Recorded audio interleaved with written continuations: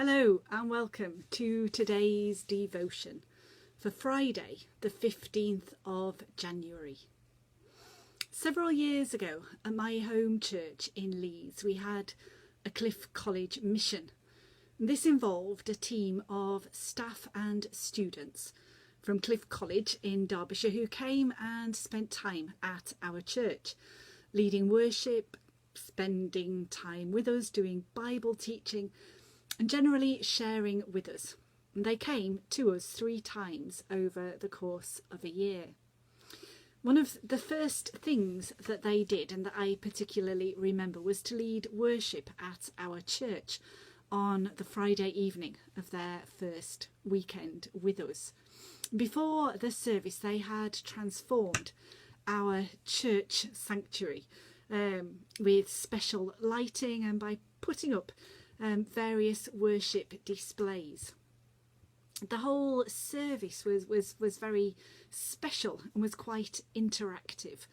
And I remember at one point we were invited to come to one of the worship displays that at the centre of it was a bowl of water.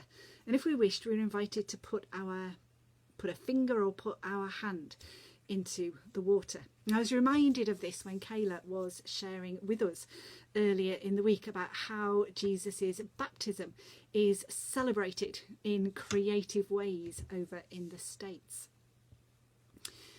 I responded to the invite to come forward by going up to that bowl of water and putting my hand right in it.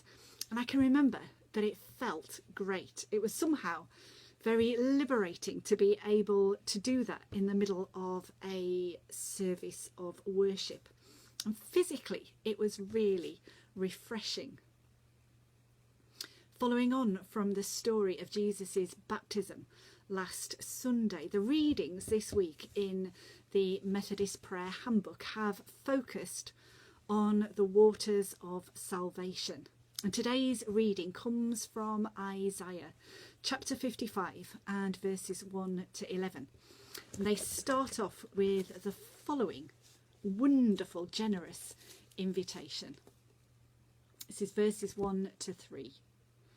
Come, all you who are thirsty, come to the waters. And you who have no money, come, buy and eat. Come, buy wine and milk without money and without cost. Why spend money on what is not bread, and your labour on what does not satisfy? Listen to me, and eat what is good, and you will delight in the richest of fare. Give ear and come to me. Listen, that you may live.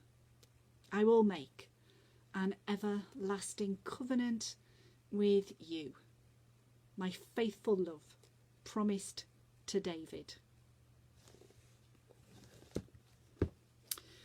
Those are wonderful, wonderful promises made to us by God, and which are fulfilled when we turn to God and when we trust in God. God will provide, as Kath was sharing with us yesterday. Looking up this passage in my Bible commentary, the whole passage, well, the whole verse, the whole chapter rather, is headed Grace Abounding. And the commentator states that this call to the needy is unsurpassed for warmth of welcome, even in the New Testament. No wonder I was getting such a good feeling from reading these verses. And so I encourage you to treat yourself to a read of the whole chapter, if you like. It's Isaiah 55, and these truly are uplifting verses. And if you read to the end, you just may end up singing an uplifting worship song, which might come to mind. As you read beyond verse 3, you will find more of God's promises, verses 6 to 7. One of my favourite verses in verses 8 to 9, and then some verses which are relevant for our current weather conditions. I'll copy these verses into the comments below, as I think that they are well worth spending time reflecting on and spending some time with, to see what God is saying to you today through them. So enjoy these verses and be blessed by them, and have a good day. God bless.